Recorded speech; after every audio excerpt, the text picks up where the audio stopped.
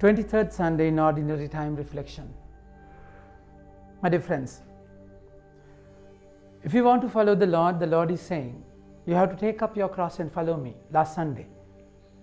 And Jesus identified Satan, the person of Peter. Now today, this Sunday, the Lord is asking us to be a watchman. A watchman, a person who identifies the enemy and rings the alarm, blow the trumpet, so that people will get aware about the warning, my dear friends.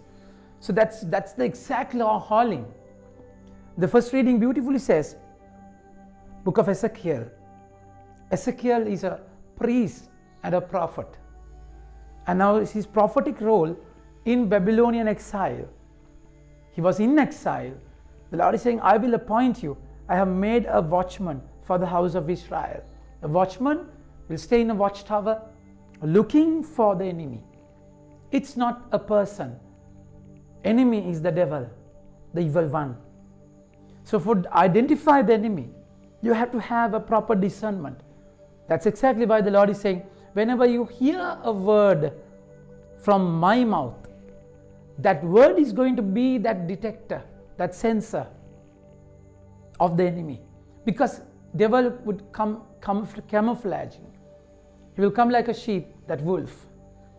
And he will prowl like a roaring lion, roaring, whom to devour. Even Luke chapter 4 verse 13, he left Jesus looking for appropriate moment. And now he's coming back in Matthew 16:22. Jesus is saying, you, Satan, get behind me. Satan means diabolos, a divider, Satan, a disturber, my dear friends. So even in the letter to Corinthians, it beautifully says that Satan can come like an angel of light, deceiving you, cheating you. So as a watchman, you should identify the enemy from afar. Not for yourself alone, for your brother. That's the exact calling the Lord is saying. So watchman has a trumpet to blow, alarm to ring. That's my duty, as I have that prophetic role in my baptism, not only Ezekiel. So we have to identify the enemy and blow the trumpet. If the people listen to it and change, then of course it's okay. But then if you ring the alarm, warn them, and you do your duty, still they don't listen, if they are perished, you are not responsible. But on the other hand, if you don't do your duty of ringing the alarm, if you don't do that, my dear friends, then you are responsible for your brother. We are one community, one head, and we are the other parts of the body.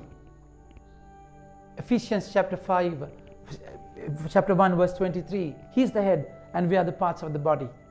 You read 1 Corinthians chapter 12, how we are all parts of that same body. If the finger is suffering, I will cry. That's the connection. So that's your duty. If your brother commits a sin against you, your brother, and you have a bond with him, that's important that you tell him, speak to him personally without tarnishing his name, respecting his dignity. And your whole motive should be winning him back for you, get him back for the connection. You know, the brother who is trotting away, who is in danger, you have a responsibility. And you can take many steps for that. You go with 2 or 3 as a witness, failing which you can go to the church and inform. If not, then only you consider him as a pagan or tax collector. I mean, kind of you disconnect yourself from him. It does not mean that you cannot pray for him. My dear friends, Jesus with Judas, remember how he gave a lot of answers, a lot of chances for him to come back. But then Jesus just simply turned a blind eye without responding. Even he said, when the Lord said, someone is going to betray me, then who? In John chapter 13, they asked. This is the one who dips the finger with me to the chalice. And Judas did so. And he said, you go and accomplish your task. Disciples thought, now because he had the purse, pouch, and he's the treasurer, he had something to do with the money. So he never betrayed him, tarnished his name. He always personally spoke to him, gave him chances. But he, of course, like Meribah and Massa in the responsorial psalm, it's a biblical truth where the stubbornness of the person is depicted. Pride goes before every fall. Pride is the greatest vice of all the vices. If you don't listen, like Meribah and Massa, in Meribah and Massa, even the Lord was present with them. They don't want to listen to the Lord. Hardness of heart. My dear friends, as a watchman, you have a duty to inform. You are not Christ. You cannot save. He has to save. But then we all have a free will. Free will. And it's your duty until the last moment you inform them. For that, you cannot change. The word says to Ezekiel, you listen my word, hear word from my mouth, and you shall give them warning from me. Your word does not have power, but his word is life-giving. You speak word, you speak his word, and that's challenging. So that's how you're going to transform that person with a warning. My dear friends, it's important that you realize that the gospel, the first reading, the second reading beautifully says, owe no one anything except to love each other. It happens not with a judgment. Normally you see, you cannot take the